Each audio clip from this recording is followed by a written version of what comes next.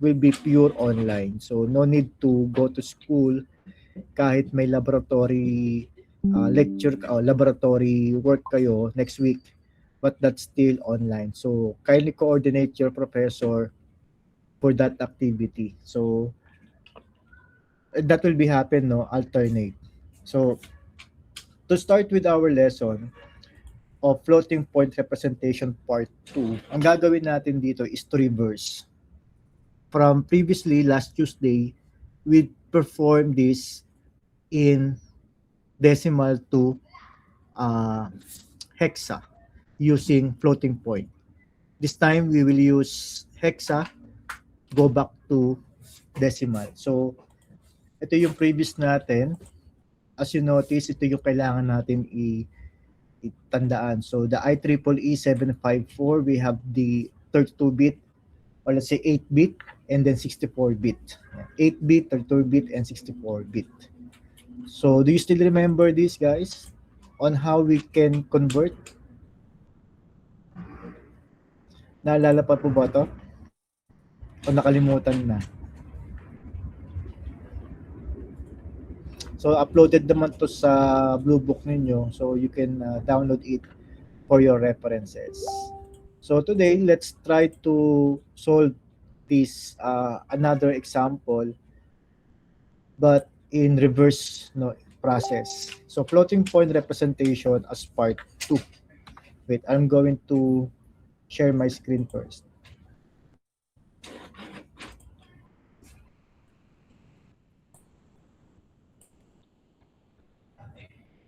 Yan. Kita na po ba yung screen? Opo, sir. So, ito yung tandaan nyo lagi, no? Yung IEEE 754. So, ito yung tatandaan natin. Yung 8-bit, 32-bit, and 64-bit. Meron tayong sign, exponent, and fraction, or we call it mantisa. So, this time, we will now check the process in reverse. So, floating point representation part 2. So, rules in converting floating point into decimal.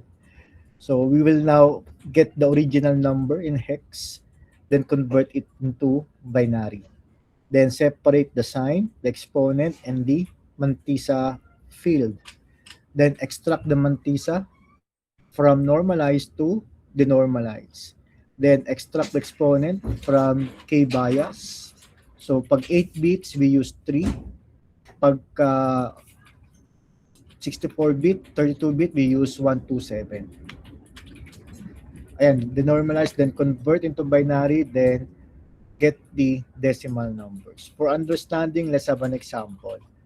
So convert the following floating point in hex to decimal. So we have the example of E7. So as you notice, E7 is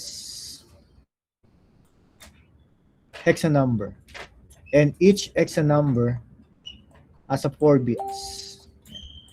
Ano ba ang binary ng 7? Hexa number has a 4 bits. So ang hexa number, ang binary niya is 0, 1, 1, 1. That's correct? So paano siya naging 1? Paano siya naging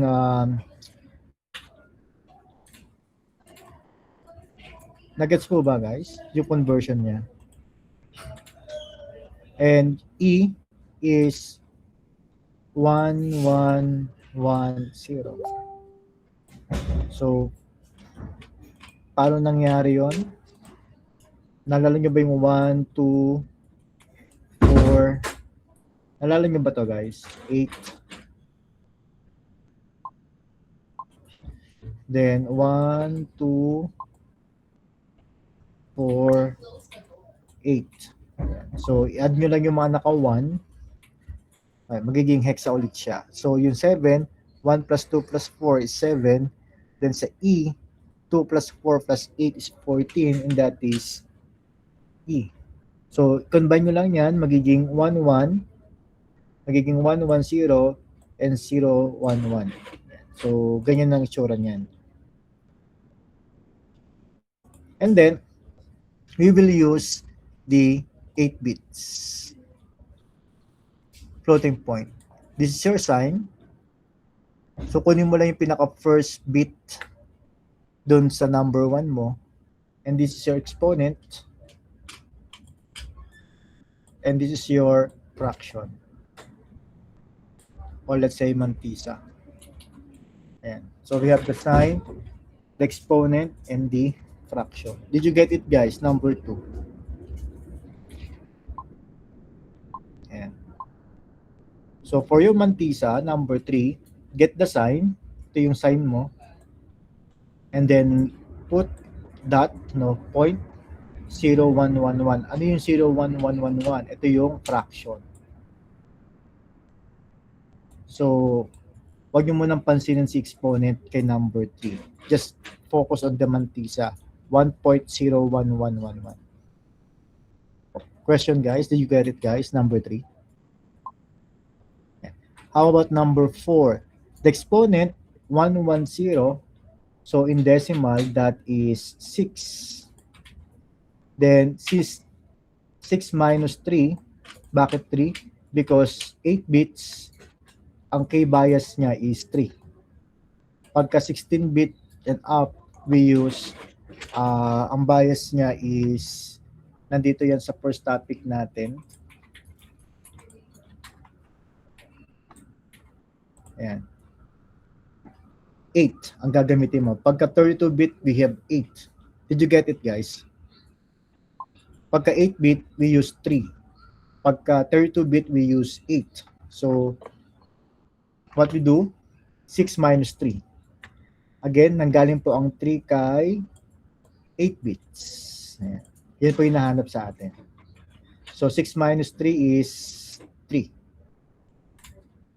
So, denormalize from number 3, yung 1.000, imumove natin to 3 beses because ang sagot mo sa number 4 is 3. So, we need to move the dot into 1, 2, 3. So, dapat nandito na yung dot. So, magiging 1011.1. Did you get it, guys? Then, multiplied by 2, constant ang 2, raised to 3. Itong 3 na to, nanggaling po yan, sagot sa number 4. Did you get it, guys? Alright, so 1011.1, we need to convert that into decimal using the positional value. So, try natin 1011.1.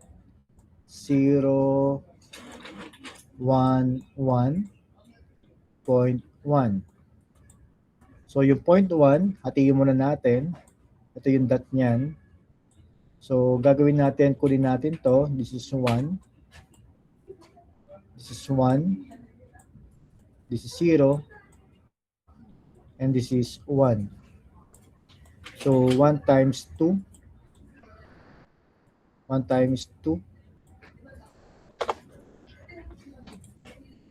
Ito lang yan. 1 times 2. Ay, dapat ganun.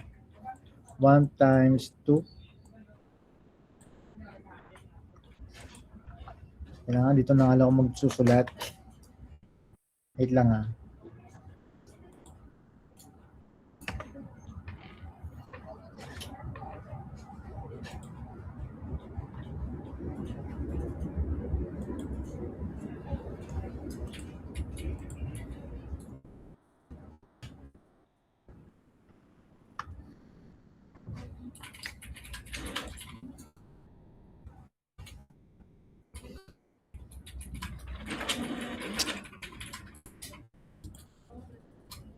So, ang given natin is 1,101.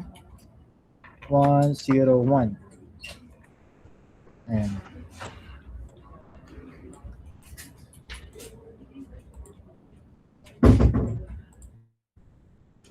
Kita po ba yung screen, guys?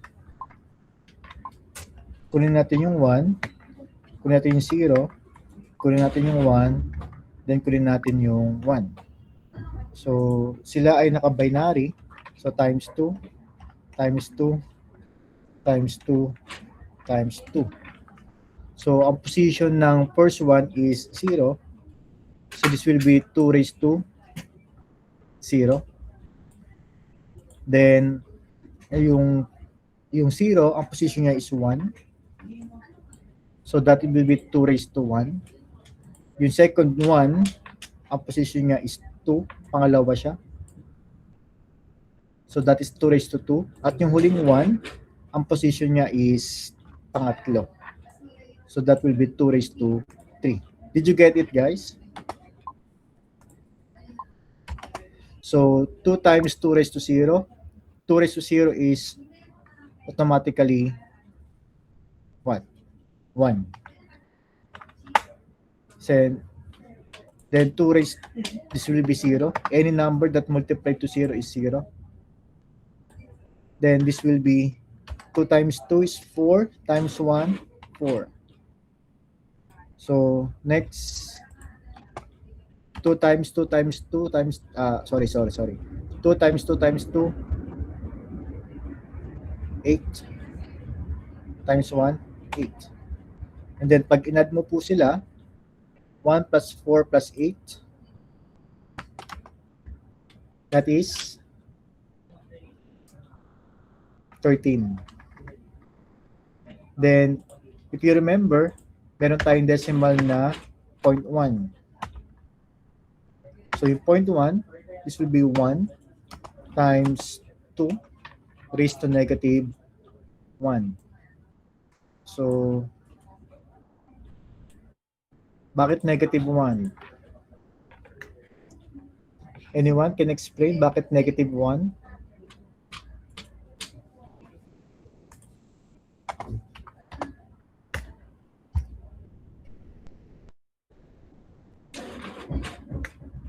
Miss Santos, are you there?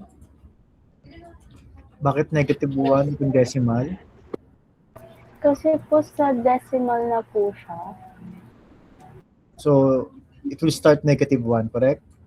Yes po. Thank you. So, para ma-remove natin ang negative, that is 1 divide 1 times 2 raised to 1. Para mawala yung negative. And this will be equivalent to 0, sir. no? Okay, 1. Yan. 2 raised to 1. 2 times 1. That is 2. So this will be 0.5. 1 half is 0.5. Did you get it, guys? Yan. Take note, tinanggal ko itong negative na to by using 1 divide 1 times 2 raised to 1. So nawala na yung negative. So i-combine nyo lang ulit yan. So we have 13.5. So 13 plus 0.5, that is 13.5. So going back here, bakit 11 to? So 0 to, mali yata ako ng add. Tama naman, no? So ginawa niya is yung 1. Sorry, 1011. Baliktad ako. So sorry. Ayusin natin to. 1, baliktad to. 101. So dapat ito ay 1. Ito dapat ay 0. So this will be 2 and this will be 0. So 8 plus 2 plus 8, 1 plus 2 plus 8 is 11. So 11 plus 0.5, that is 11.5. And then, 11.5.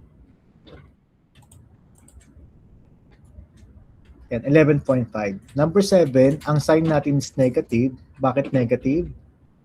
Dahil sa number 2, tignan nyo yung number 2.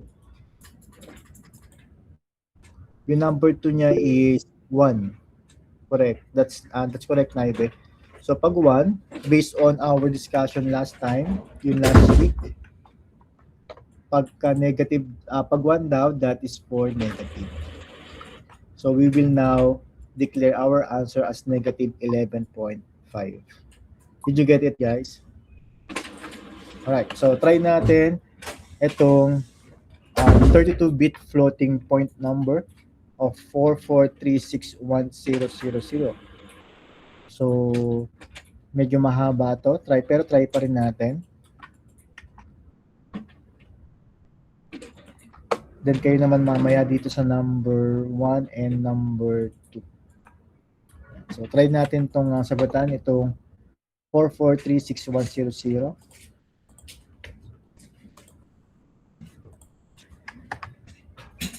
So, lahat po sila ay hexa. Ayan. So, try natin. Iba-ibang kulay tayo para madaling nyo ma-distinguish. Nakikita po ba yung screen? Yan. Iba-ibay natin yung kulay para makita nyo mismo kung ano ang nangyayari. Ayan. So, yung first natin is 4. That will be, anong binary niya? 0, 1, 0, 0. Then another 4, ang binary niya is 0, 1, 0, 0. Then 3, we have 0, 0, 1, 1. And then yung 6, yung 6 niya is 0, 1, 1, 0. Then, yung 1 is 0, 0, 0, 1. Then, yung naka-violet, puro 0. Did you get it, guys? So, we need to convert that into binary. And then, since this is 64 bits, let's check. This will be, nasaan na yung first slide natin? We need to get the 8 bits will be exponent, then 23 bits will be fraction. So, going back here, so kailangan mo makuha yung S. So, this will be your sign. Ayan. Kunin natin yung S. Gawin natin siyang kulay red. Ayan. So, kunin mo yung sign, that is 0. Then, kukuha tayo ng ilang bits yung fraction, exponent, 8. Did you get it, guys? Kukuha tayo ng 8. So, bilang tayo 1, 2, 3, 4, 5, 1, 2, kunin nga natin to. Ayan. So, 8 lang kailangan. Itong isa nakuha na natin. 1, 2, 3, 4, 5, 6, 7, 8. Ayan. Did you get it, guys? Ito yung ating exponent. From dun sa example. Nasundan po ba, guys? Then the rest will be your fraction. Kasama yung 3 0. So, nakuha na natin to. Copy lang natin.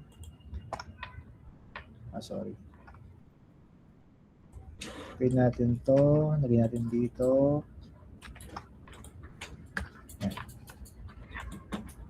Ayan. So, nahati na natin.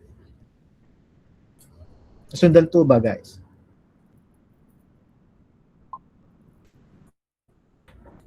And then we will now proceed to mantisa. Kunin mo yung sign at kunin mo yung fraction. So, kunin natin yung sign. So, sign that fraction. Ayan. Ganyan po mangyayari. Sign that fraction. So this will be equals to 0. Kasi yun yung tumapat sa kanya, yung sign. Dot. Kunin natin yung fraction. Ito. Did you get it, guys? Kasama dito yung violet, ha? Baka makalimutan nyo, ha? Ano yan? That will be 12 na 0 yan. Sige, lagay din natin. 3, 6, 9, 12. Ayan. 12 siya lahat. Bakit siya 12? Kasi 1, 2, 3, 4. 1, 2, 3, 4. Ayan. Apat-apat. Pakopay na natin to. Lagay natin dito. Ayan. So we will now, so this one is our S.F. Ito yung step number 3. Did you get it, guys? Did you get it? Paki-hit like na lang if you follow, if you still following. Next natin is step number 4. So yung exponent, kailangan natin siyang i-convert into decimal. So ang exponent natin is this one. So we need to convert this into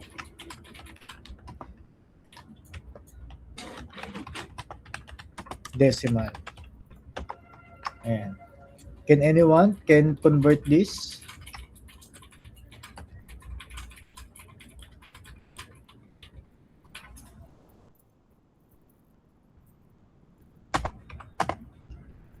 Anyone can convert this one into decimal?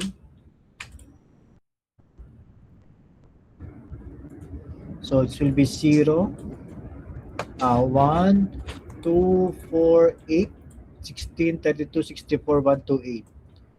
So 16 plus 1, 2, 8. 136, correct. 136 minus, ang ginagamit po natin ngayon ay 32-bit. 32-bit ang gamit natin. Check niyo yan sa K-bias. Pagka 32-bit daw, minus 8. Ayan, no? Minus 8.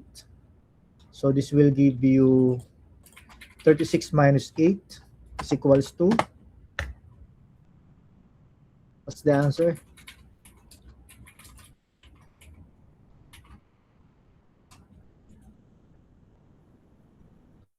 One to 8.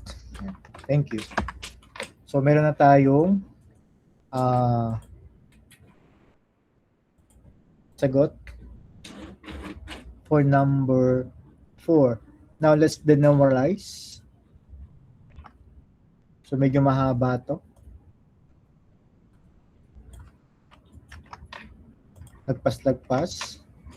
So 1 to 8, dami, 32 bits. Hindi kaya ito ay dapat gumamit ng mas mataas na bias.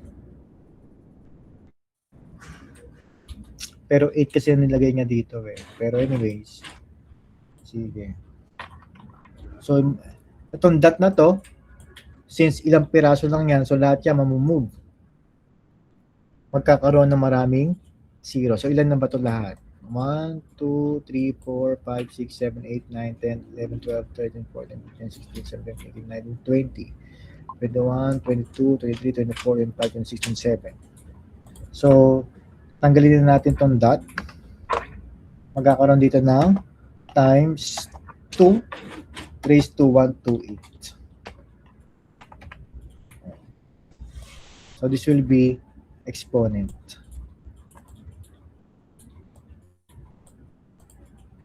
Times 2 raised to 128. Yan na magiging tsura niya. Did you get it, guys? Then, try natin i-convert this into decimal. Kasi yun yung pinaka-last step natin. Take note, may dot pa rin to. May dot pa rin yan, pero puro 0 na kagad yun. Puro 0 siya. So, no need to get that. So, try natin convert to into decimal. So, para madali, number system calculator.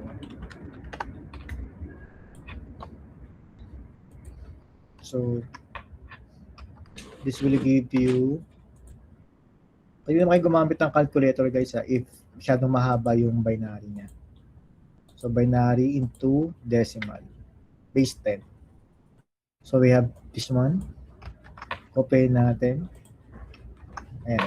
So 0 ang ating sign. So that will be positive. Correct? So positive siya.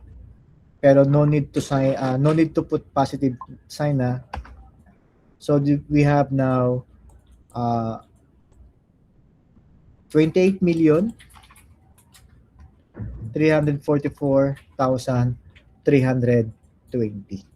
in decimal.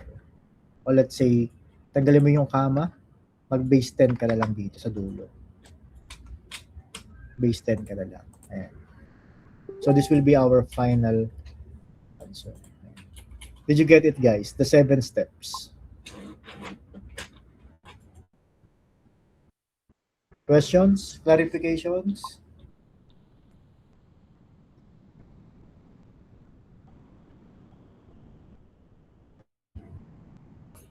Mr. Naibe, you will do this as another. I-download you, check nyo yung PDF. Sorry, yung blue book. Ito. Number 1 and number 2. Yung number 2 may maikli lang yan because 1.7 lang siya. Kahit yung number 1 may maikli lang din yan. Sige, you may now proceed with your practice number 1. Practice exercise number 1, 1 and 2. Ayan. Then, itong practice exercise number 2, i-open ko lang siya for your assignment. Pero today ang submission ng exercise number 1. Pwede kayong gumamit guys ng MS Word or you can solve that in your papers, picturean nyo na lang. Pwede naman po yun. Then later, before 3:30 to 4, I will create a Dropbox para ma-upload nyo yung practice exercise number 1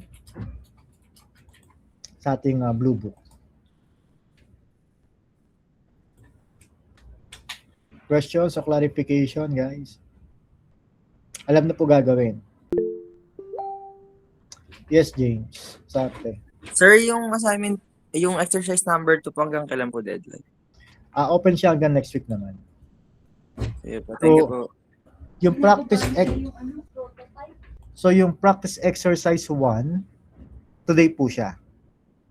Hanggang 4 o'clock. So makikita niyo yung Dropbox nito hanggang 4 lang siya. Ito naman, practice exercise number 2 hanggang next week. Okay po?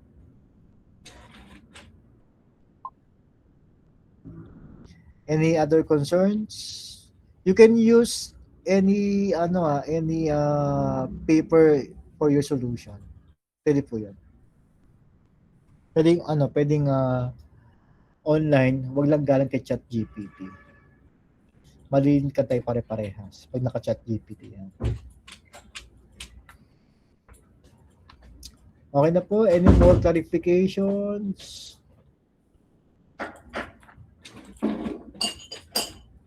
Wala na? Guys, wala na po bang tanong? Sige. I'll take screenshot for attendance.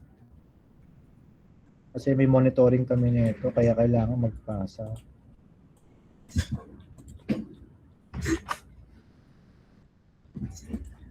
Alright, so that's it, no, for floating point part 2.